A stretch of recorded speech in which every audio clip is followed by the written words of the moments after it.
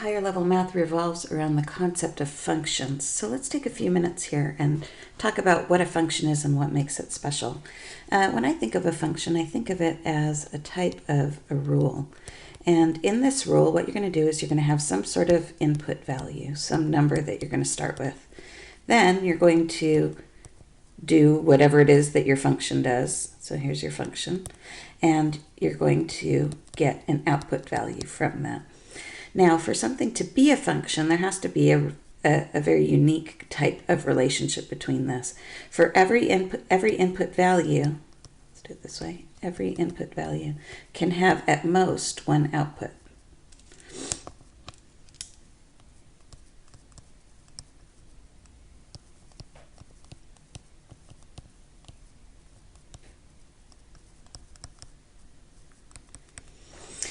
So if we're looking kind of at these examples here where you have an input and an output being tracked in a chart, if you look at this last table over here, notice that this is very clear if you think in terms of this mapping function idea. Here I have an input of 2 and I get 4 out. Here I have an input of 1 and I get -5 out. Here I have an input of 4 and get 10 out. Here I have a -3 input and I get -87 out. Now, I don't know what the rule is that makes this thing happen, but we can actually see that there's this relationship that if you have an input value, each input value has a unique output value that's defined for it. Now, the interesting cases happen in problems like these other two tables here, so just so that you can differentiate. So in this case here, notice that if we have 1, it gets mapped to 5. If we have an input of 2, it gets mapped to 5. If we have an input of 3, it gets mapped to 5. And if we have an input of 4, it gets mapped to 5. This is, in fact, a function. Yes, a function. And the reason is because if you have an input value of 1, there is at most one output value. So my input value of 1 has an output of 5. My input value of 2 has an output of 5. It can be the same output value. It's just that if you have an input value, you can define the map of where it goes. That's what we're looking for. In this example here, we can start trying to make a map, but at some point we have a little bit of confusion. So for example here, 1 gets mapped to 8, okay. 2 gets mapped to -9, fine.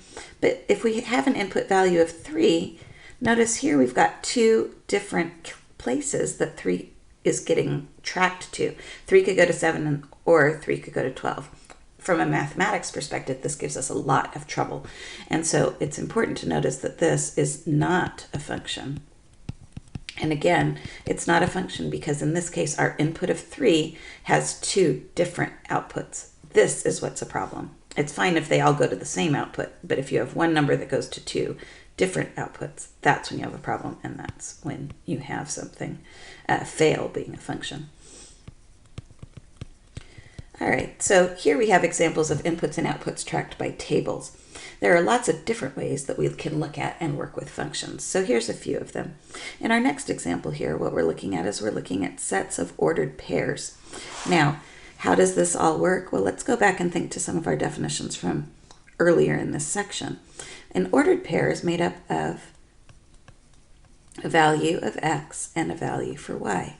And when we look at these particular values, we can kind of think of our first value as our input value and our second value as our output value. And this is a really nice uncommon way to think about what a point, what a coordinate point actually looks at. So if here we're looking at these in terms of ordered pair coordinate sets, let's go through and see how each piece maps. In set A, we have 0 goes to -2. 1 goes to 4, -3 goes to 3, and 5 goes to 0. We had 4 different input values, and each of them had a mapped place, and there was no confusion. They went to exactly one location. So this is a function. Here we have 4 getting mapped to 0, 2 getting mapped to 3, and 2 getting mapped to -5. This is a problem because notice our input value of 2 has different output values. You can't have more than one output value for the same input. If we look at C, here we have 5 going to 1, or sorry, -5 going to 1, 2 going to 1, -3 going to 1, and 0 going to 1. Every single input gets mapped to just one output. The fact that all the outputs are the same doesn't matter. this is a function. In D, notice here we've got problems again.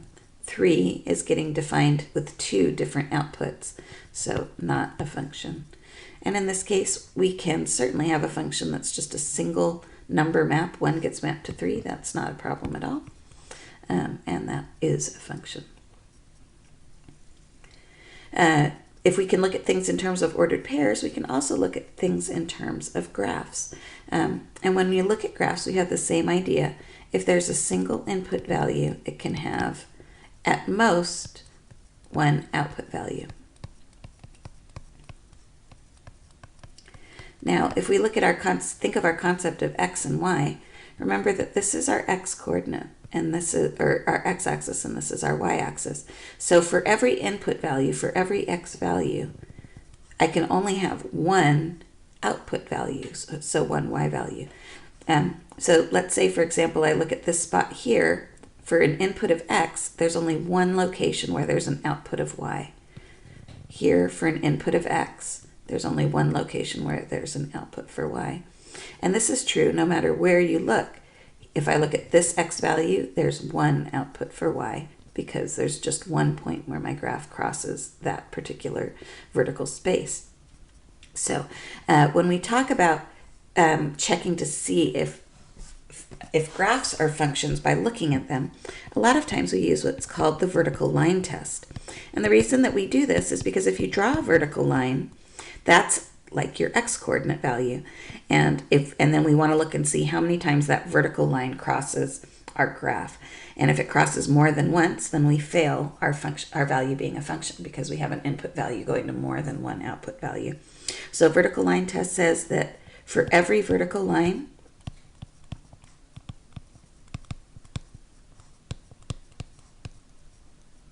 you draw the graph crosses the vertical line at most 1 time.